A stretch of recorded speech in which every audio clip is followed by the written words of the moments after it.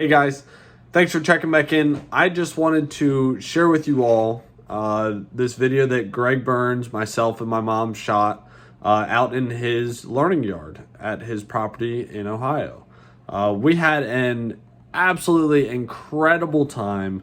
I can't say enough about Greg, his mission, and his family. I love every ounce of it. It's truly just incredible. So anyway, here's the video. I'll follow up at the end with a little update about the current status of our yard and what have you, because this video was shot, I believe, 3 weeks ago-ish at this point. But it's a very special video, so I still wanted to share it with you all. So anyway, here it goes. Well, Rob, how's it going? How did you get here? A lot of driving. Rob and Lori came all the way from Maryland here to the farm to pick up some nukes, and we've got a special queen for them, and we thought this would be a fun time to do a little bit of an experience. You have experience grafting and raising queens too, right? Yep, that's where we started before vaporizers. Right. Now, we're getting back into it a little more now that time's easing up, but Yeah, it's a lot of fun. I love it. Love every bit there's about something it. about making your queens, seeing the whole process. It's a super awesome thing. So we thought, how cool would it be to pull a queen for special folks from a special hive? So I know you guys have seen this Lighthouse hive and some of the videos that Castle Hives put out on his channel, glimpses of it on our YouTube channel, but we've made some splits using the functions of this Lighthouse hive, and I thought it would be cool to pull a queen for Rob and Lori to take home for the Larabi's bee yard right from this colony. But here's the kicker. We're always experimenting and tinkering, right? Yep. That's just the way that it is. Yep. We had some virgins hatch, and I just ran out of time. I didn't get those cells into my colonies when I needed to, so now they're all hatching out in the incubator. So I thought, wouldn't it be cool to do an experiment? Let's pull a queen right off of this colony, and then at the same time introduce the virgin queen right to the box, and let's see how it does. And we'll follow up on what it does in the next video. But if you haven't seen it yet, here's the Lighthouse hive. This is a horizontal hive built by Ricky Rorick just for us, for the specifications that we were looking at doing. You've seen it before, but we have a parent colony here, and we can do up to 4 different splits, all inside of this box. We can also use it as a cell builder. We can get our grafts going. It's a super neat idea, and I'm really enjoying the use of this colony. So we're gonna go inside of here, and you can see the original parent colony right through the observation glass. Super cool. These guys are doing awesome. Right now I've got this compartment with them so I could feed them a quart jar, but I'm going to go ahead and move this here shortly. But for right now, I haven't checked on these 2 ends. I've got queen cells that I dropped in here, and then looking at the color of the cell here, this is what I call the Bobby Sue breeder. And this was a queen line that we brought back from Bob Benny, and then brought here and blended with our northern Appalachian mutts. So the queens that are going to come out of here are going to be true Appalachian mutts that are the best from our yard blended with the best from Bob Benny's yard. So that'd be pretty cool to check out and see kind of what we have going on here. So let's get into some of these and just see kind of what they're doing. It's been a little while since we've been into either one of those. I think I put this one, I think, was maybe a couple days, probably sooner. So we'll check both of them out. These hives are amazing because you can divide them out and do exactly Yeah, you they're got like these multi-purpose in the same housing. We can They're take incredible. splits right out of here and bring them right over and do it on the other side. We've got entrance dials for each one of these, so we can kind of control the flow for all of these. Oh yeah, that's sweet. Just He take a does an look. amazing job on these. Let's take a look here and see if we got, and maybe the queens aren't quite ready yet, but we will find out. So they're drawing everything out here. Okay, these ones might need another week, Rob. So I do have this line out in the queen yard. We might have to take, you guys might have to come on a little field trip. We might have to go out to the queen yard here. Let's see what's on this one. She's up here. So there she is. Let's see what she's got going on though. we like to wait 21 days before queens go out, just to make sure that we see plenty of evidence that she's laying. That one looks, let's see here, we'll put the sun to our back.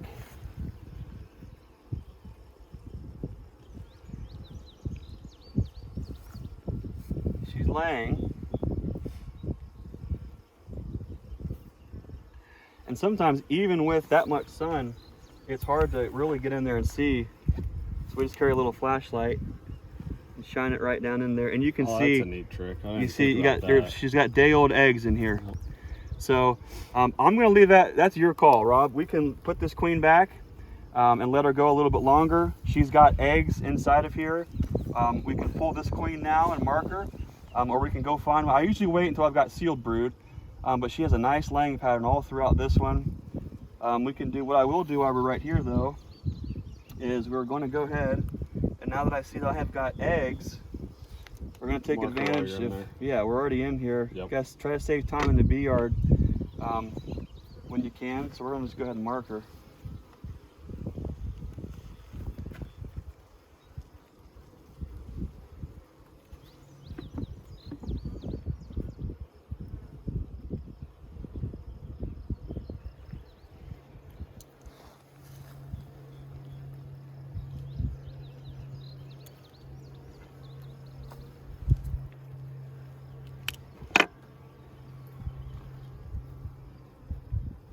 Right back on the frame she goes. So we'll put that one back. We'll check this other compartment. And then this is for some folks, this is a you pick queen yard. You get to pick out the one that speaks to you. That's awesome. But how awesome is this setup to be able to do something like that? It's incredible. I mean, that is, you can't beat that. And so now I got three specific cells that I put in each one of these. This one has a different, another queen from another really important line. That's where we're growing that one out too. Let's just take a look in here.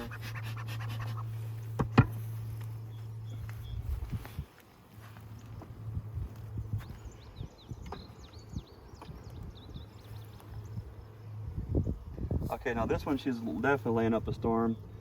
This one's full of eggs. I don't know if you can see it on the camera there, but when you're looking for eggs, you can see the little grains of rice right in the center of the cell. And then we have some little older larvae maturing on that side. So I'm just going to stick that. Well, you know what? The one thing that's cool about this is these are like a little workbench. Yeah. It's the problem with that. Let's be honest. Horizontal surfaces and any workshop for any male are trouble spots. At least in my workshops, because if it's flat and will hold something, there's something on it, right? Yep. So I got to be careful with this, because this will just be loaded full of all kind of. At least it's got a lid. You got to be able to I clean can it off close at some it. point. It actually looks clean from the outside that way, doesn't it? Oh, okay. You just hide your stuff in it. Okay. Exactly. Okay, now this one, this one. Yeah. Let's get you this queen. Yep. So we've got sealed brood, all stages of larva. She's laying up a storm on the other side there. Yeah, let them get established. It's really. Well, I mean, why not? So if your equipment is set up as such to where you can let these queens take off and do sealed brood, guess what? This little compartment is now self-sustaining. Yep. When we graft today, when we come back in 5 days, we have capped cells. We can drop a cell right in there. They're not going to miss a beat. They're going to keep growing. They're going to do their thing because we give them the opportunity to grow out just big enough to do it. Otherwise, if we pull them too soon, then we have to chase with brood and constantly bolster up and charge back up those nukes there. And that can takes a little bit of extra effort. I think everyone does that a little bit differently. But if you can look at the coloration of some of these bees, we've got some that are almost jet black. We've got gray and black. We've got yellow and black Italian. Look at that one. We've got red striped on top, black striped underneath. So what you're seeing here is a mixture of a lot of Caucasian influence with a lot of New World Carniolan, with Carniolan and Italian. Just an absolute mutt bee. I kind of like that, especially here on the farm. There's something about hybrid vigor that I think is really important. Let's check this other frame here.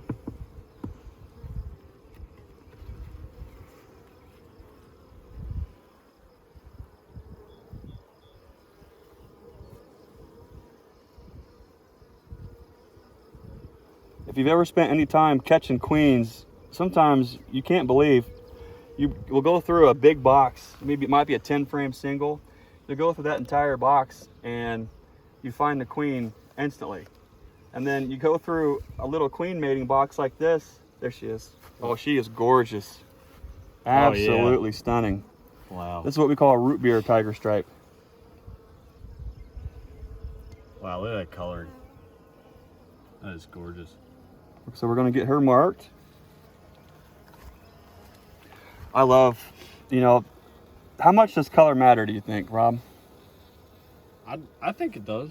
I mean, along with size and other, you know, other factors, but yeah, it's incredible. The thing to consider with queens is,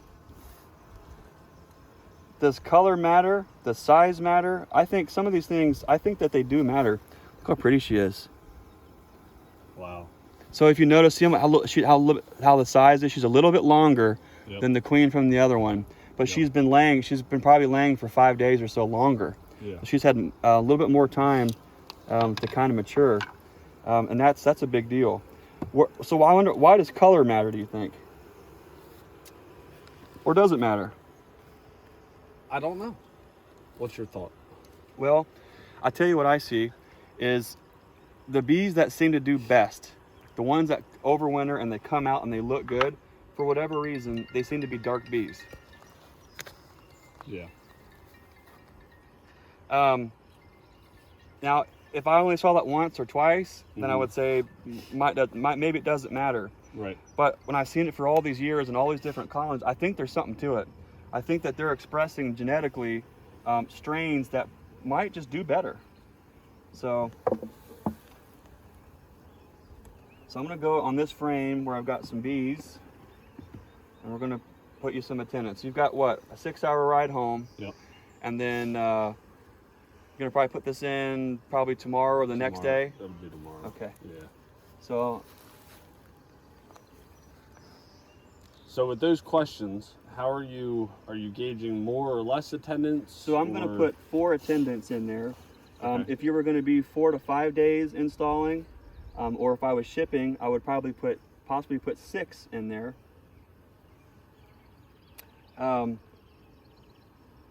Yep, that looks good. The official handoff, sir. Wonderful. There it is. Now, for the other part of the experiment, I lost my marbles a long time ago. I thought I lost this virgin queen too. So we have another virgin queen, which comes from a similar line here that hatched out. I had just a very little bit of candy. That's about a day's worth if they want to chew her out here. She's now, she hatched out Wednesday, Thursday, Friday. She's 4 days old and she's really starting to grow. We put some fondant in here along with, been rubbing a little bit of honey on the outside.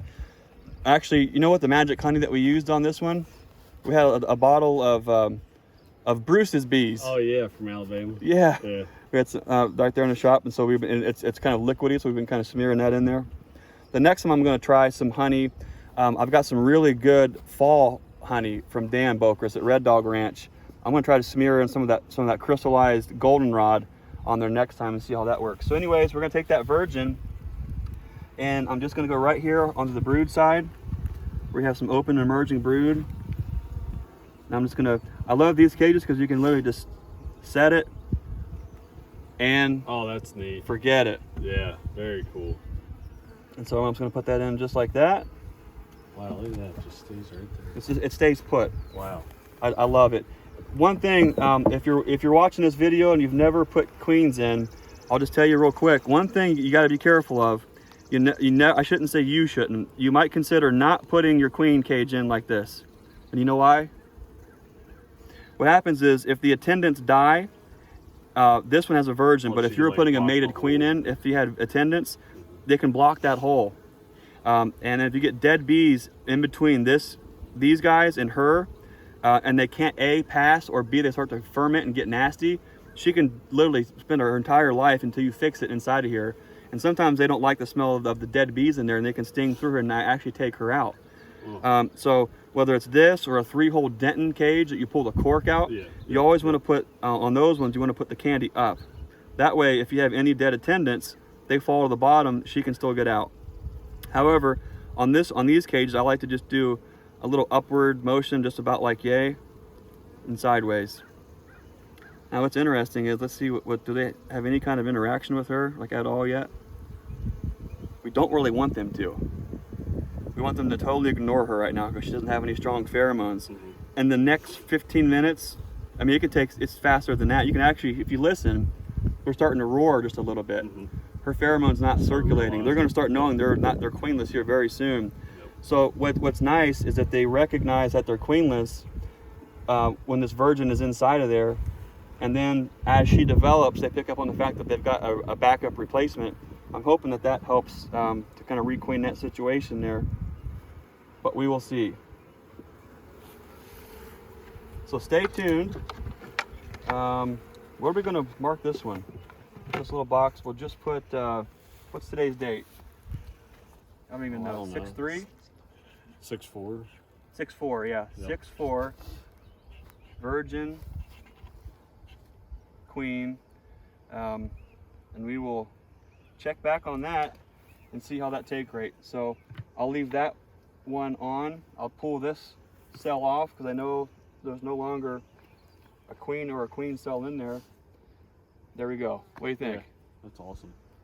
And I love that you can sit these here because it's inside of your workbench area. You can't really, I guess you could do it out in the field, put a brick on it or something like that, but you risk it blowing off or missing something. So yeah, it's another perk of these boxes. That's awesome. So I'll quickly show you this, and we'll keep the queen in the shade there. The only dangerous part about this thing, these things are so awesome. This is where this gets to be a little bit dangerous. All the extra cavity. Okay. We can store stuff in there. Have a little. Right. Yeah. Now these quart jars are empty, but if a guy was selling quart jars of some unknown material, this would be a heck of a place to hide it. Because who's going to come into a beehive and start looking to see if you've got any corn liquor in there? That's great. I love this thing. So thanks again, Ricky Rourke at horizontalbees.com. This was such a treat to get this unit. I love it and enjoy it. It's beautiful, and all that's painted on it, looks like. Ricky's wife painted that by hand. Wow. Did an amazing job. This the back side here is awesome too. We're gonna take a look at the on how the entrances are. Just super neat. Just so extremely versatile. This is a great style hive for anybody. It doesn't matter how big, backyard or even small sideliner. If you wanted just to be able to, for right here, this is close to where we graft at. So if I want to put breeder queens in here or trial out some queens, I can do it right here in a contained, easy, clean, beautiful, fun colony, and I really love that. This one here is another virgin that I grabbed out of a breeder colony that I put here to isolate. And so tomorrow I'll open them up and let them do orientation flights. So they're kind of pinned down for right now, and I've got room to put another one. They're super versatile, they're beautiful. I love it. It's been pretty awesome so far. Rob, thanks, and Lori, thanks for coming out clear to Zanesville, Ohio, to pick up some nukes and spend some time. And I'm glad we were able to get you a queen, because now you have our nukes, but now you've got a piece of, our farm's history to take home with you and make it a part of yours and kind of graft our bee yard with yours. Yeah. You see what I did there? I do. It was great. You notice I didn't even flinch. I'm so used to it. He's so used to the bad puns, he just goes with it. Yeah, and your shop that you have, your store that you're opening up is just unbelievable. I mean, it's really breathtaking how beautiful that is. Oh man, thanks. I mean, it's a labor of love, and you can tell you do a great job at it. Well, I can't take any of the credit. I'm just the strong back and the weak mind. My wife Susan, she's the one that does all that, makes it look nice, knows how to do all that kind of stuff. I just haul the heavy stuff in and I say, where do you want me to put it? She goes, put it there. But I'm glad you're a good teammate. And we've got a great little corner there. We've got all the Robbie's vaporizers, including the new macro, which is the front entrance vaporizer. So we love when our folks, they can come right here. They can learn hands-on. If they need something in the shop, they can go right in the shop, pick it up, boom, they go. It's a win-win for everybody. Yeah. And I'm just thrilled that you guys, Larabis, you, Lori, are part of our storyline, our journey with our shop, as the centerpiece for the vaporizers there too. It's fun when things are mutually beneficial, but it's also fun when you're working with folks that you love, that you enjoy, and you want to spend more time with. Yeah, and it's incredible, and it's really the community in beekeeping is really the thing that shines for me. Yeah. It's people like yourself. I mean, even your customers are just fantastic. It's really They're just good the community is just incredible. Yeah. It's so much more than bees or vaporizers. It's about the people, isn't it? It's about the people. That's what it's about. This is just a conduit that gets us to the people, to make the communications, to make those differences in other folks' life. You know, and like we always say, Rob, as always, be the lighthouse and be the change that you want to see in this world. Stay tuned for the next video on what in the world does this rascally queen do. And you have a pretty unique, stay tuned to Rob's YouTube channel. Rob has a unique queen that when we were out there, we marked it Rogue, the Rascally Virgin Queen, and put that on the box. And so he also got a special nuke there too. I will make a video just on that promo. All right. We'll see you next time, guys. Thanks for watching. So there you have it. That was a amazing video for an amazing trip with an amazing group of people. I just can't say enough about it. The experience was incredible. Every ounce of it was great. I love getting into situations like that where you can just sit back and just listen to somebody talk and share their piece of their operation with you. It was really cool. So I have that queen. She replaced a queen that was really not too friendly. As you notice, I was in a suit compared to Greg, who was in a t-shirt and was marking queens barehanded, which I think, you know, I'm not at that point just yet. I'll get there, but I'm not there yet. Because my bees are not that friendly. At least this one hive was, in particular, a fairly hot hive. You know, so Greg proposed that this queen be the replacement for my queen that was on the hotter side of the scale. You know, and because I was highly allergic the start of last year. You know, I wear a suit all the time now. I try to mitigate as much risk as I can, because I got stung once on my eyebrow and it put me in the hospital, which is a whole different thing. So I went and actually got shots as allergy therapy. I got 9 shots a week in the back of my arms, like per sitting, and it was a whole fiasco. So every month I go and get 3 shots a month forever, essentially, as a maintenance. But at the time of that video, I hadn't been stung since I started that therapy, so I wasn't sure. And then the week after we got back, we were working in the garden near a water source for our bees, and one of them nailed me on the side of my face.